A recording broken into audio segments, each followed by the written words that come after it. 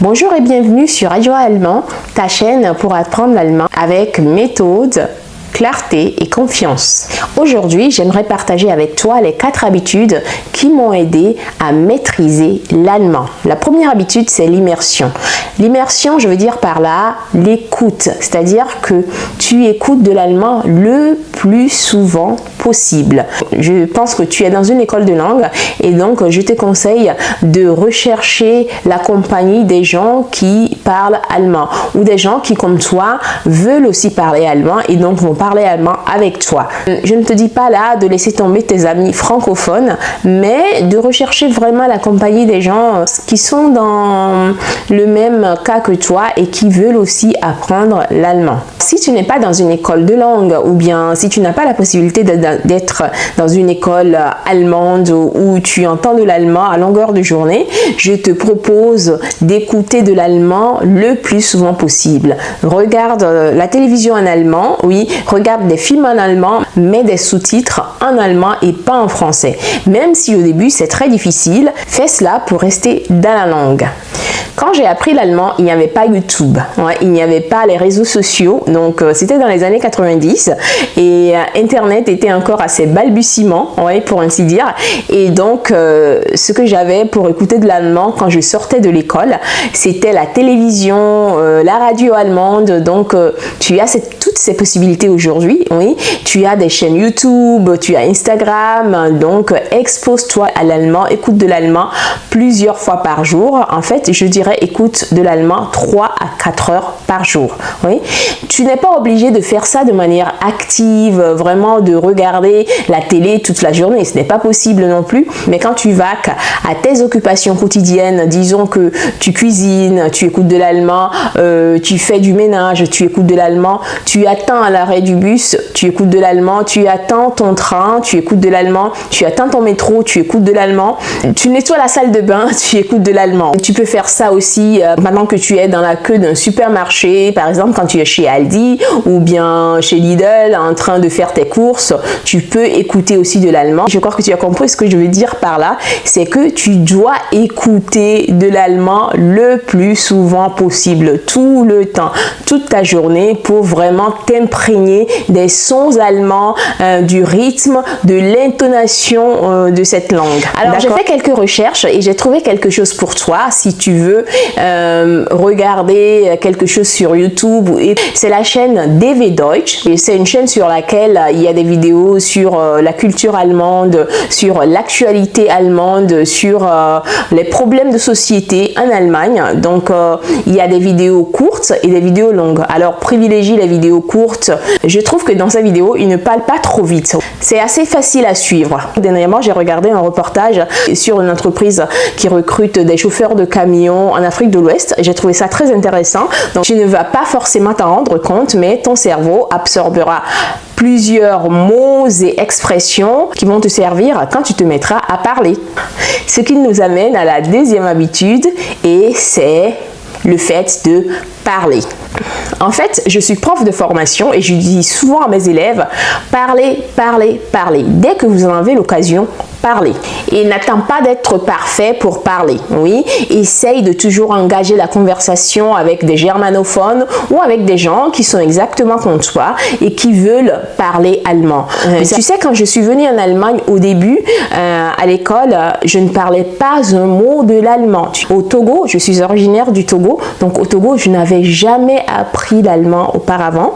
Et donc ici, j'ai commencé à aller à l'école. Et à l'époque, ma meilleure amie, c'était une Russe. Au début, quand on s'est rencontrés, elle ne parlait pas non plus l'allemand. Oui, elle était comme moi, exactement comme moi. Mais on arrivait quand même à communiquer avec un peu de gestuels, avec la mimique, avec des mots qu'on décrivait. On savait toutes les deux qu'on parlait très très mal, mais on parlait quand même. Donc, c'est pour ça que je te conseille de toujours parler. Oui, ose parler. Va vers les gens, essaie d'engager la conversation. Tu n'as pas besoin de faire des conversations profondes. Tu peux par exemple leur demander: Na, wie war dein Wochenende? Was hast du Schönes gemacht? Et surtout, si tu parles par exemple en germanophone et il commence à parler très vite, tu peux lui dire Entschuldigung, ich kann noch nicht so gut Deutsch. Alors il comprendra et il va parler lentement, mais ose parler. Tu n'as personne à qui parler? Prends ton miroir. Alors, oui, je sais, c'est un peu bizarre, mais quand tu es dans ton appartement, quand tu es tout seul, personne n'est là pour te juger. Le matin, quand tu te lèves, tu peux aller vers ton miroir et lui dire Guten Morgen, hast du gut geschlafen? Ich habe sehr gut geschlafen. Ich freue mich auf den heutigen Tag, weil viel ansteht. Par exemple. Ou bien quand tu rentres du travail ou des cours de langue, tu peux demander à ton miroir Na, wie war dein Tag? Ich hatte einen sehr guten Tag. Wir haben viele interessante Sachen in der Schule gelernt. Essaye toujours de parler à ton miroir ou même quand tu fais quelques activités à la maison, disons que tu cuisines dans ton appartement, tu peux dire par exemple Ich mache mir jetzt eine Gemüsesuppe. Par exemple, ou bien jetzt möchte ich Reis kochen. Oui, fais des phrases toutes simples. Oui, tu n'as pas besoin de construction complexe. Beaucoup disent par exemple, oh, j'attends d'avoir un peu plus de vocabulaire pour parler. Non. Si tu réfléchis comme ça, tu ne parleras jamais. On n'est jamais parfait au début. Et c'est justement les erreurs qui vont t'aider à progresser. Dès que tu fais une faute, c'est une occasion de corriger cette faute et c'est une occasion de progresser. Parce qu'à chaque fois que tu oses parler, tu actives ta mémoire, ta prononciation, ta compréhension et surtout ta confiance. Oui, tu auras plus confiance en toi parce que justement tu as osé parler. Alors ose parler et n'attends pas le bon moment pour parler. Parle, parle, parle, parle. Alors on va maintenant aborder la troisième habitude qui m'a beaucoup aidé à maîtriser l'allemand. C'est la lecture. Je sais que certains n'aiment pas lire, mais je vous assure que la lecture est très efficace quand on veut apprendre une langue. Plusieurs études ont montré que les gens qui lisent ont un vocabulaire beaucoup plus riche que ceux qui ne lisent pas. Ce qui est bien quand tu lis, c'est que tu apprends beaucoup de choses naturellement. Tu apprends par exemple comment les mots sont utilisés dans une phrase, comment la grammaire est appliquée de manière naturelle. En lisant, tu vois les mots et expressions dans leur contexte, ce qui t'aide à mieux comprendre la langue. Et même si tu ne comprends pas tout ce que tu lis, résiste à la tentation d'aller chercher la signification de tous les mots que tu ne comprends pas. Tu verras qu'avec le temps, tous ces mots vont se répéter et au fur et à mesure que tu liras régulièrement, tu vas finir par tout comprendre. En tout cas, c'est l'expérience que moi j'ai faite. Et plus tu lis, moins tu paniques parce que tu vois déjà des mots et expressions qui se répètent, ce qui va t'aider à formuler tes phrases plus facilement. Et pour commencer, si tu es en niveau débutant, je te conseille des livres pour enfants. Oui, les livres qui sont destinés aux enfants de 4 à disons 6 ans. Oui. Pourquoi ces livres? Parce que justement leur vocabulaire est restreint et les phrases sont très simples et faciles à comprendre. Il n'y a pas de construction grammaticale complexe. Alors j'ai fait quelques recherches et j'ai apporté quelques livres. Je ne sais pas si tu arrives à lire, mais ça s'appelle Des kleine Drache Kokosnuss. C'est un livre qu'on lisait souvent à mon fils et je trouve que le vocabulaire il n'est pas trop élevé et donc je te conseille cela. C'est une série de livres. Donc le dragon Drache Kokosnuss vit souvent plusieurs aventures. Sinon ce que j'ai aussi, j'ai trouvé ça aujourd'hui chez Aldi. C'est ça, oui, en fait c'est aussi pour les enfants, ce qu'on appelle les Vorlesegeschichten.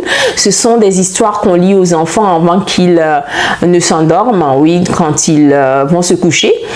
C'est le même principe en fait, le vocabulaire est restreint, oui, et il n'est pas soutenu du tout, c'est très simple, facile à aborder. Ce qui est bien aussi, c'est qu'il y a beaucoup d'illustrations, oui. Je ne sais pas si tu arrives à voir tout ce que je montre là, donc ça allège quand même la lecture quand on a beaucoup d'illustrations. Ici c'est un livre sur les maladies et puis le vocabulaire qu'on emploie quand on va chez les médecins. Et donc si vous avez des enfants, je trouve que c'est très très utile, ou si vous êtes malade vous-même, c'est très utile. Pour les enfants, vous savez qu'en Allemagne, on fait souvent des examens aux enfants quand ils sont en bas âge. Donc tout ça, c'est dans ce livre, donc ça peut très bien vous aider si vous avez des enfants accompagnés chez le médecin, chez le pédiatre. Un troisième livre que j'ai trouvé, c'est pour mon fils aussi, c'est Kleinartige Schule, oui, aussi pour les petits enfants, mais c'est toujours bien de lire ça quand on commence à apprendre la langue. Et là, ce qui est intéressant, c'est que vous avez des images d'objets, d'animaux, et en dessous, vous avez le nom, oui, de ces animaux et de ces images, comme on les appelle en allemand, oui, et ça, je trouve ça vraiment très intéressant si vous voulez apprendre du vocabulaire, si vous voulez enrichir votre vocabulaire. Il n'y a pas d'article à côté, c'est un peu dommage, mais c'est quand même intéressant. Alors quand moi je suis venue en Allemagne, ce que je lisais c'était les albums d'Astérix, c'est mon voisin qui me les prêtait à l'époque. J'ai acquis beaucoup de vocabulaire avec ces livres et je vous le conseille aussi. Donc si vous avez des bandes dessinées, vous pouvez les lire aussi. Vous n'êtes pas obligé d'acheter tous ces livres non plus. Vous avez la bibliothèque municipale, oui, dans toutes les villes en Allemagne, même dans les petites villes, vous avez une bibliothèque municipale où vous pouvez souscrire un abonnement. Oui, je pense que ça coûte entre 15 et 25 euros et c'est un abonnement à l'année et avec ça vous pouvez emprunter autant de livres que vous voulez. Alors par la suite, si tu es en niveau B1, je te conseille de lire un livre ou des revues ou des magazines ou des articles sur des thématiques qui t'intéressent. Oui, cela ne sert à rien de lire des choses qui ne te parlent pas, tu vas tout de suite abandonner et ce n'est pas non plus ce qu'on veut. Par exemple, moi, j'adore les polars, donc je lis beaucoup de polars en allemand. Si tu es intéressé, alors dis-le moi dans les commentaires, je peux te présenter les livres que je lis. Et donc, je te conseille de lire des œuvres qui abordent tes thèmes de prédilection, oui, pour te faire plaisir, parce que l'apprentissage d'une langue, c'est aussi se faire plaisir. Ce n'est pas une contrainte, oui, il faut se faire plaisir, sinon on abandonne trop vite. Ne sois pas trop exigeant envers toi-même. 20 à 30 minutes de lecture par jour suffisent largement. Ne dis pas au début, ah non, je vais lire 2 heures par jour, 3 heures par jour. Tu vas commencer à le faire, oui, mais au bout d'un moment, tu vas abandonner. Pour que ça reste vraiment un plaisir, accorde-toi seulement 20 à 30 minutes par jour et tu vas voir que tu vas continuer à lire parce que tu y prends plaisir. Ce n'est pas trop long, oui, ce n'est pas trop court non plus et ça va beaucoup t'aider. Mais je vais faire une autre vidéo sur la lecture pour te montrer comment tu dois vraiment t'y prendre pour profiter au maximum de cette compétence pour améliorer ton allemand. Alors la dernière habitude qui m'a aidé à maîtriser l'allemand, c'est l'écriture. Oui, l'écriture a un lien étroit quand même avec la lecture. J'adore lire et j'adore écrire, donc au début ça m'a beaucoup aidé à m'améliorer. Alors l'écoute et la lecture, ce sont des activités passives, oui, mais le fait de parler et d'écrire, c'est plutôt actif, c'est productif. Alors tu vas voir que ce que tu as entendu, les mots que tu as absorbés en écoutant un podcast par exemple ou en regardant une vidéo et les mots que tu as observés en lisant, tu vas automatiquement les sortir, le cerveau va te les sortir quand tu vas commencer à écrire. Alors l'écriture, elle doit être manuscrite, oui. Je ne parle pas d'écrire sur son ordinateur. Tu peux le faire aussi, mais pour maximiser vraiment l'effet de l'écriture, je te conseille de pratiquer l'écriture manuscrite. Ce que j'ai fait au début, quand j'ai commencé à apprendre l'allemand, c'est que j'écrivais souvent. Oui, tu n'as pas besoin d'écrire un roman. Tu écris une page et tu racontes par exemple ta journée. Tu peux écrire par exemple: Heute bin ich mit dem Fahrrad zur Arbeit gefahren. Ich war eine halbe Stunde früher im Büro. 20 Minuten später ist meine Kollegin Julia dazugekommen. Ich mag Julia. Sie ist sehr nett. Außerdem kann ich mit ihr Deutsch sprechen. Par exemple, oui. Donc des phrases courtes, simples, faciles à formuler, tu les notes dans ton carnet. Si tu adoptes cette habitude au quotidien, tu vas voir que tu vas beaucoup progresser en allemand. Ou même, tu peux écrire ce que tu as vécu pendant la journée. Peut-être que quelque chose de bizarre s'est passé dans le métro ou bien dans la rue. Tu peux noter ça dans ton carnet. Même si ce n'est pas parfait au début, ça va déjà t'aider à structurer tes idées en allemand et à bien formuler tes phrases en allemand. Et ça va t'aider aussi quand tu vas commencer à parler en allemand parce que tu révises en quelque sorte le vocabulaire que tu as déjà appris en écoutant, que tu as déjà appris en lisant ou bien que tu as déjà employé en parlant à quelqu'un. Tu pratiques l'écriture avec les mots que tu connais, les expressions que tu connais. Même si tu fais des fautes, ce n'est pas grave. Tu feras énormément de progrès en allemand. Alors, je précise que tu dois adopter ces 4 habitudes au quotidien.